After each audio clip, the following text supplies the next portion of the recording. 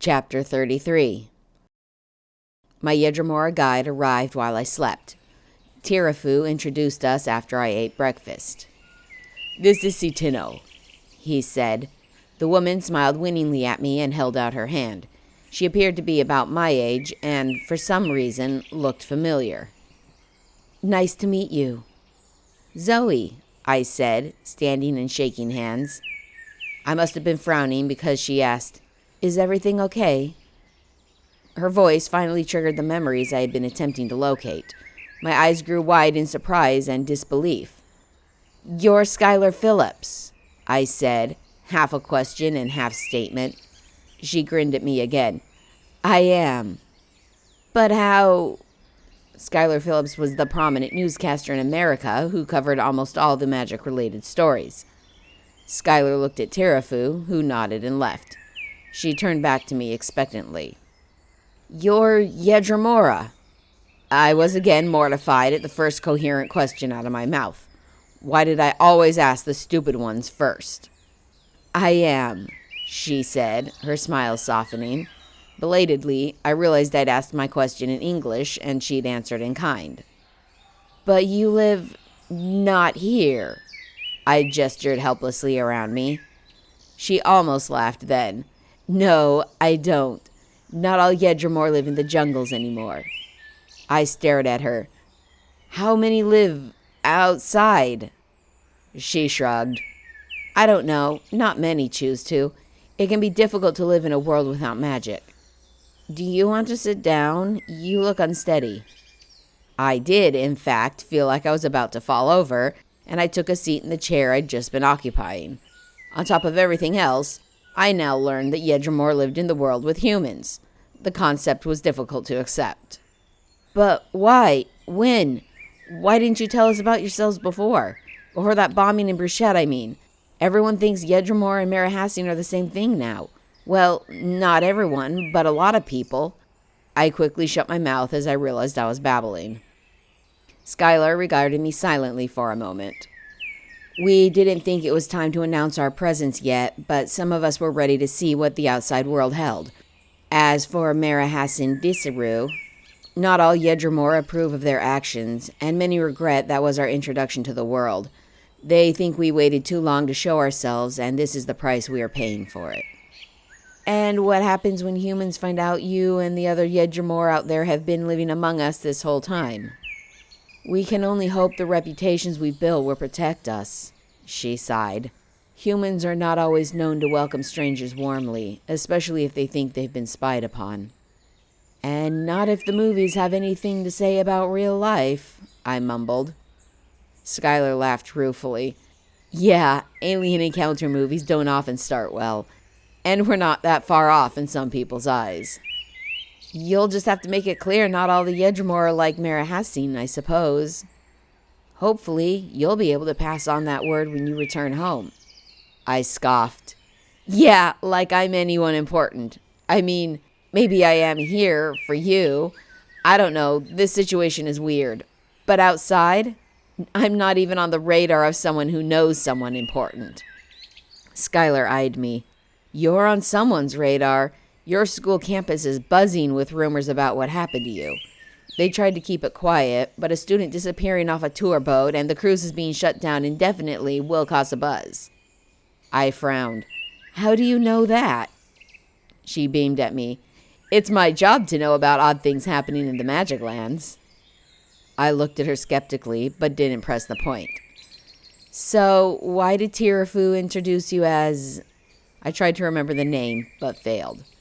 "As someone besides Skylar." "Because Citino is my real name. I chose Skylar to fit in with the humans when I left the Amazon." "Makes sense." I looked her over. "So, why did they choose you to be my guide?" Skylar glanced away, considering her answer. "I, too, have had dreams about what I believe to be past events. Some of my dreams have been verified as stories passed down from Sakuni to Sakune that I shouldn't know anything about. Some of them were about places in the Amazon that I hadn't been to. I've gone out of my way once to try to find these places, but I didn't have enough information to complete my search." Do you think you could be one of the reincarnated people, too? She considered me carefully. I don't know. That's why I was trying to figure out what my visions meant. I closed my eyes and took a deep breath. It always sounds presumptuous of me to think that I could be some ancient princess of the Yedramora. I'm nobody important and definitely not Yedramor, but I've had a dream that matched the story I was told so nearly perfectly, it's scary. I don't know what else it could mean. Skylar thought for a moment. I have some theories, but maybe we should talk about them while we travel. We're going to have a lot of time to talk, so we might as well be walking at the same time. What, now? She cocked her head. Is there any reason not to leave now? No, I didn't know what I meant to say. She was right, though. There was nothing for me to do in the village. I didn't have any ties to the place. It just didn't hit me as an actual thing that was going to happen until she said it. Do you have supplies? I thought about how hungry and wet I was during my 2 days lost in the jungle. Food? Something to keep us dry? She grinned. Already packed. Dried meat and fruit, nuts, and enough protein and granola bars that you're going to be sick of them in a week. And I know how to forage for food in the wild. We'll refill our water from puddled rainwater or whatever streams we come across. Is that safe? I asked hesitantly. The Amazon isn't polluted from human waste, so yes. She paused. Well, at least the streams in the jungle aren't. I wouldn't want to drink from the Amazon River itself unless necessary. Do you have any of that herb Tirafu gave me to help me sleep? I seriously did not want to spend 2 or 3 weeks in the wild without any sleep. He put some in your bag. Just mix it in water to dissolve. I stood slowly. Okay then, lead on, I guess. The backpacks were waiting for us outside the hut. By the quality of them, Skylar had obviously purchased them from some high-end sporting goods shop. I noted 4 water bottles sticking out of exterior pockets on each bag. My new guide picked up one of the packs, handed me the other, and walked into the trees behind the house. I swung the bag over my shoulder, took a deep breath, and followed. I almost laughed at myself when we emerged onto the beach near a boat. I'd gotten myself so worked up about leaving that I'd completely forgotten the village was on an island. Skylar greeted some people who seemed to be waiting for us because, as we approached, one of them boarded the boat while 2 others went to the anchor points and prepared to release them. Skylar and I climbed onto the vessel and were quickly on our way. The woman took up a paddle and guided us across the river. I tried to determine the direction we were going by looking for the sun. It was early enough that the sun was still in the lower half of the sky, and I decided we were heading more or less north of the village. Away from Belim, I thought to myself. We disembarked on the far shore, and Skylar said something to the woman that I assumed was a thank you. She didn't wait around to watch the boat leave before heading into the trees. I nodded and plunged in after her. I lasted a whole 5 minutes before I started asking questions. What day is it today? I knew it had been Saturday when I went on the boat ride, but I wasn't sure how long I'd been unconscious for. I thought it had only been 1 night. With a day and a half on my own and another day and a half in the village, I assumed it was Tuesday, but I wanted to be certain. Tuesday, Skylar confirmed my thoughts. I sighed in relief. And where exactly are we going? An old Yedramora temple, she replied without looking back at me. After no further information was forthcoming, I asked, and what's so special about the temple? Skylar shrugged. I'm not sure. That's just where my dreams led me. But like I said, I wasn't able to figure out where to go from there. And you think I'll know? I asked incredulously. Skylar finally glanced back at me. If that's what the Sakuni believes, I'm not one to question her. But how? There are inscriptions etched into the walls of the temple, she explained as she paused and swung her backpack off her shoulder, opening it up to search for something inside. A moment later, she pulled out a manila envelope and handed it to me. I opened it to see photographs of ancient stone inscribed with a form of writing that somehow looked vaguely familiar. I frowned. Have these been printed off somewhere else? I asked, thinking back to my research on Katasuru and wondering if I'd offhandedly seen them during my searches. I remembered the story I had read about the archaeologists finding Kadin's temple, but I didn't remember seeing any images with it. No, Skylar said and began walking on. I only showed them to other Yedramora who might be able to help with deciphering them. You can't read it? But isn't it your language? It's an old dialect of some sort, Skylar explained. Maybe a formal language used by the religious leaders of the time. But Yedramora language has evolved in the last few hundred years. Our cryptographers were unable to recognize several of the characters, and those that we could translate often made no sense. We could pick up maybe 1 in 50 words. I flipped through the photographs, my glance shifting between them and the ground beneath my feet. Is the script different than your modern written language? My brain was in overdrive, thrilled with this new, mysterious language that few in the world had ever seen before. Somewhat. Some of the symbols look familiar to what we use now, but their ordering is strange, and a lot of the words with characters I do know just look like gibberish when translated. When I stumbled over a rock and nearly went sprawling on the ground, I reluctantly put the pictures away, tucking them into my own bag, and telling myself that I'd have plenty of time to examine them further during our journey, and during a time when I wasn't liable to cause myself injury. It started raining early that afternoon, and we both pulled out ponchos from our bags. They were excellent quality, also brought in from the outside. I thought about what Tirafu had said about bringing in advanced technology from outside the Amazon. Do all the Yedramora have technology like electricity in movies? I asked. Many do, she replied. We used to avoid all things human for centuries, but when they developed tech that could be used in magic environments, we began carefully integrating some of it into our lives. The Yedramora who traveled outside the Amazon would bring it back when they returned? She nodded. They would come back and tell the leaders of the advances the humans were making. The leaders would then speak with the Sikuni, and together they would decide what could be brought in without harming our culture. It sounds like the Sikuni has as much power as the leaders of the village. The leaders always consult with the village Sikuni about matters of great importance, yes. They do not have to follow the Sikuni's advice, but they usually do. The Sikuni is held in high respect by all, given their ability to see the future. That is something I've been curious about, I ventured. Why do my powers work differently here? Skylar shrugged.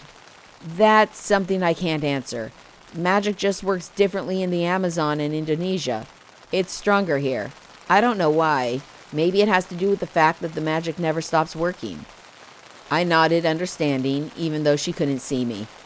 She was looking ahead, leading the way by using a stick to poke at the underbrush in front of us and a small, sharp knife, my mind kept calling it a dagger, to cut away any higher hazards. Can I learn to use my precog on command like the Sikuni? I asked. This made Skylar pause and look at me. I'm not sure, she replied. I've never heard of a human doing it before, but then there haven't been many humans here to try it. Do you know how it's done? She turned back to the jungle and continued walking. I do, but we're headed into a part of the Amazon where our talents won't work, so I can't really teach it to you. Oh. I wasn't sure if I should be worried about losing the use of my precog again or not, so I attempted to push it into a hidden corner of my mind and not think about it. We talked sporadically throughout the day, short conversations about what had been happening in the world during my time in Balim.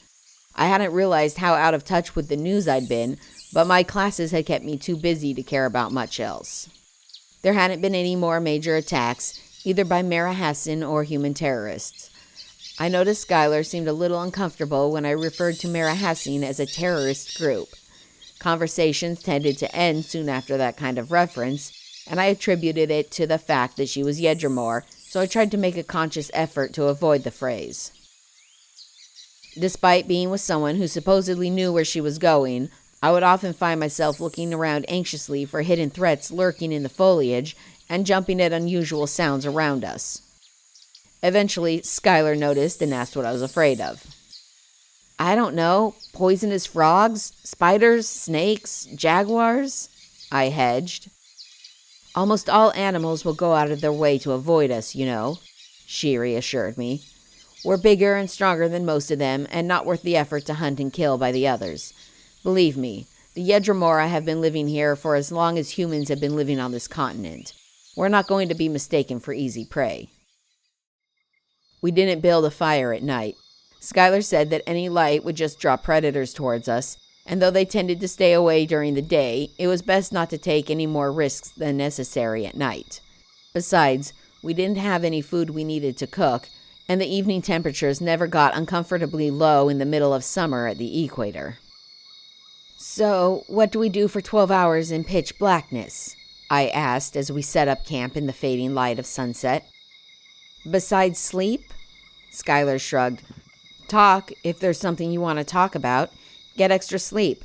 It's just too dark under the canopy to see our footing, even with flashlights." "I know," I replied quietly. I felt as tense as a strung bow as the darkness fell, my eyes darting all around, trying to make out shapes among the trees and foliage. I must have been worse at hiding it than I thought. "I told you, we're safe," she said reassuringly as she encircled our encampment with the powder I later learned was a natural bug repellent. "You're going to wear yourself out before the end of the week if you don't learn to relax a little."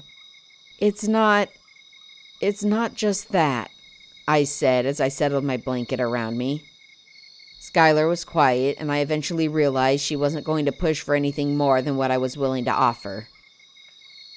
"It was 5 years ago when..." I took a deep breath, trying to steady my thoughts. I hadn't talked to many people about what had happened to me that night 5 years earlier. It was still something I hadn't fully come to terms with. But if I was going to spend the next month out here in the wilds, with this person as my only way into and out of the Amazon, she was right that I'd have to figure out how to relax or I'd never make it. "I was in an accident 5 years ago," I finally said, "driving home from visiting my parents. I was on a mountain road when I saw a truck come around a bend, driving much too quickly and swerving into my lane, ready to hit me head on. It was a precognition. I was able to recognize it moments before the collision and swerved to the side of the road. My car went through the barrier and crashed almost full speed into a tree. I don't know how long I was out for, but it was still night when I woke up. The truck hadn't stopped, and, in fact, it seemed nobody had noticed my car go off the road. And I didn't have a phone that worked at night, so I couldn't call anyone for help." I was silent for a long moment after that. I didn't want to talk about what happened next, even though I knew I needed to. "I'm sorry," Skylar finally said softly. "But it looks like you came out of it fine?" It was half a statement and half a question. I shook my head, even though I knew she probably couldn't see the movement in the dark. "No, I wasn't. The front of the car had collapsed in on itself. I was trapped in my seat, my legs crushed under the dashboard." I was silent for a long moment again. "I tried to get free, but I couldn't move my legs. I couldn't feel my legs."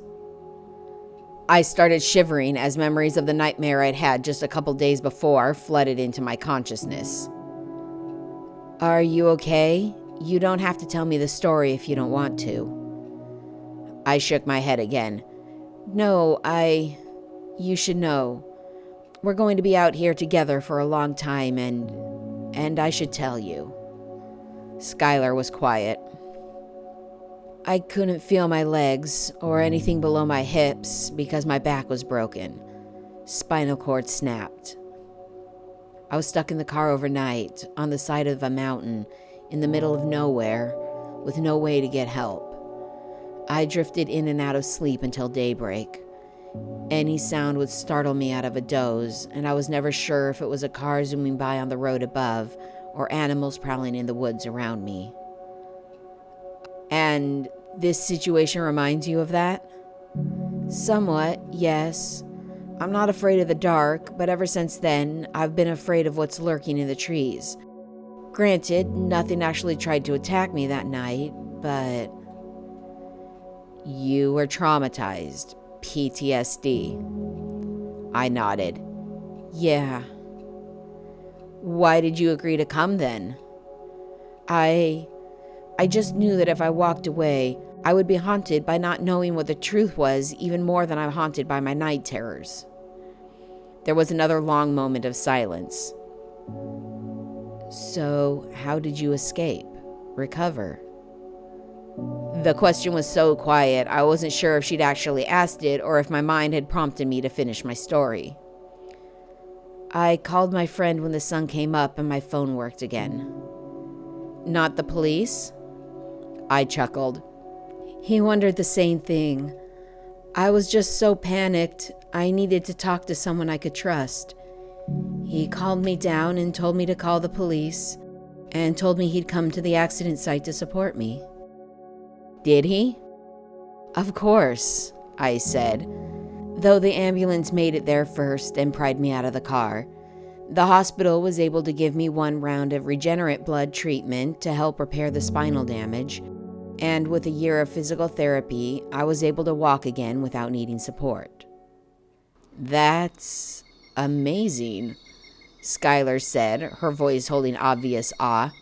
Not everyone can come back from that kind of injury, even with regen treatments. You're really strong. I shrugged, trying not to think too much about the pain and struggles I went through to get my legs working again. It wasn't easy, but every time I need to walk somewhere, I try to be grateful that my legs work instead of irritated that the bus was running late again. So you haven't gotten another car? I barked out a laugh. I can barely sit behind the wheel of a parked car sometimes. I don't know if I'm ever going to be able to drive regularly again, though I do it on very rare occasions. I don't really blame you, Skylar said quietly. We were silent after that. I mixed up my sleeping draught and tried to sleep, but I was still jumping at every sound emanating from the woods around us. Eventually, I gave up and dug through my bag until I found a Magicus flashlight. I pulled out the photos Skylar had given me earlier and began looking through them again. I wasn't sure if Skylar was still awake, but she didn't say anything either way. It didn't make any more sense to me now than it had the first time I glanced through them. The script appeared simple, a blocky text with each symbol made up of no more than 4 or 5 strokes each. But it seemed to have at least several dozen unique symbols, many more than any language I'd ever seen before, except maybe ancient Egyptian, and I realized why Skylar hadn't been able to find anyone who could translate it, if it was true that the Yedramora had lost the language centuries before. There were also renderings of Orion, or some variation close enough to the constellation that I could recognize it by its 3-star belt in the midst of 4 unevenly spaced stars, a symbol I didn't recognize but assumed it was Katasuru, and a strange engraving consisting of connected lines and boxes. But there was nothing that told me why the language somehow looked familiar. Finally, my sleep aid kicked in, and I put away the photos, laid my head on the slightly uncomfortable inflatable pillow, and drifted off to sleep.